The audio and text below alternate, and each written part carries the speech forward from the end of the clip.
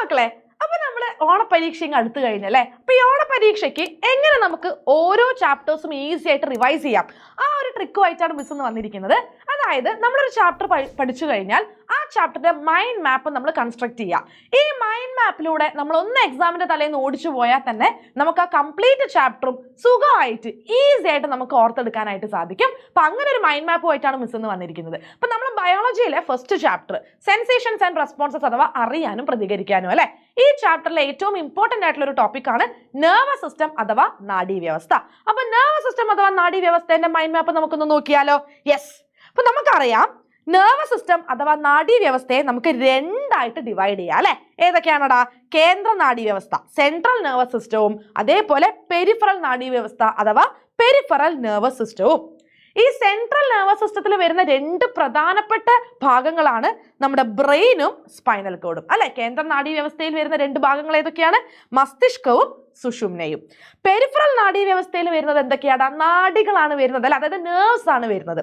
അപ്പൊ peripheral nervous സിസ്റ്റത്തിന്റെ ഭാഗമായിട്ടാണ് ക്രേനിയൽ നെർവ്സ് അഥവാ ശിരോനാഡികൾ ആൻഡ് സ്പൈനൽ നെർവ്സ് അഥവാ സുഷുമ്ന നാഡികൾ വരുന്നത്.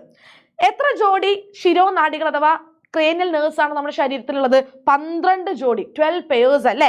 സുഷുമ്ന നാഡികൾ എത്ര ജോഡി ഉണ്ടടാ? സ്പൈനൽ നെർവ്സ് 31 ജോഡി, 31 പെയേഴ്സ് ആണ് ഉള്ളത്.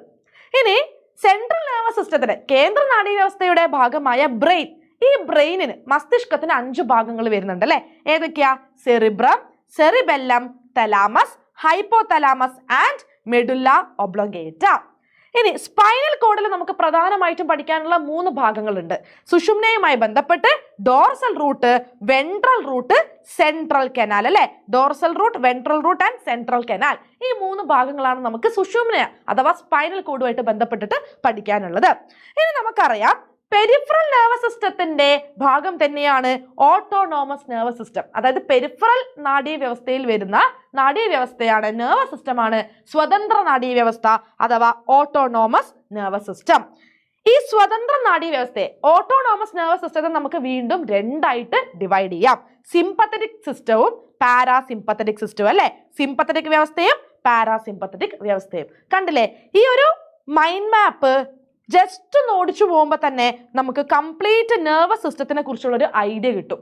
ഓരോ ഭാഗങ്ങളും നമുക്ക് ഈസി ആയിട്ട് ഓർത്തെടുക്കാനായിട്ട് പറ്റുന്നുണ്ട് അല്ലെ. അപ്പം ഇത് ബയോളജിയിലെ ഓരോ ചാപ്റ്ററിലും നിങ്ങൾ എന്തായാലും അപ്ലൈ ചെയ്യുക. ബയോളജിയിൽ മാത്രമല്ല, നിങ്ങൾ എന്ത് ചെയ്യുക, ഫിസിക്സും കെമിസ്ട്രിയിലും ഒക്കെ ഓരോരോ ചാപ്റ്ററിൽ നിന്നും ഇതുപോലെ ഈസി ആയിട്ടൊരു മൈൻഡ് മാപ്പ് നിങ്ങൾ കൺസ്ട്രക്ട് ചെയ്യുകയാണെങ്കിൽ നിങ്ങൾക്ക് എക്സാമിന്റെ തലേന്ന് നിങ്ങൾക്ക് റിവിഷൻ വളരെ ഈസി ആയിരിക്കും. ഓക്കെ, അപ്പൊ ഇതുപോലെയുള്ള മൈൻഡ് മാപ്സ് ഇനിയും നിങ്ങൾക്ക് ആവശ്യമുണ്ടെങ്കിൽ തീർച്ചയായും നിങ്ങൾ കമന്റ് ബോക്സിൽ കമന്റ് ചെയ്യുക. ആൻഡ് ഈ ഒരു വീഡിയോ നിങ്ങൾക്ക് യൂസ്ഫുൾ ആണെന്ന് തോന്നുന്നുണ്ടെങ്കിൽ എന്തായാലും നിങ്ങൾ ലൈക്ക് ചെയ്യുക, മാക്സിമം ഫ്രണ്ട്സിന് ഷെയർ ചെയ്ത് കൊടുക്കുക. അതേപോലെ തന്നെ ഇതുപോലെയുള്ള കുറെ ടിപ്സും ട്രിക്സും ആയിട്ട് ഞങ്ങൾ ഇനിയും വരുന്നതായിരിക്കും. സോ നിങ്ങൾ A-Gun SSLC ചാനൽ നിങ്ങൾ സബ്സ്ക്രൈബ് ചെയ്ത് വെക്കുക. നിങ്ങൾ അയച്ചു കൊടുക്കുന്ന ഫ്രണ്ട്സിനോടും പറയുക സബ്സ്ക്രൈബ് ചെയ്യാനായിട്ട് കേട്ടോ. ഓക്കെ, അപ്പൊ നമുക്ക് ഇതുപോലുള്ളൊരു മറ്റൊരു വീഡിയോ ആയിട്ട് ഉടൻ തന്നെ കാണാം. Till then bye.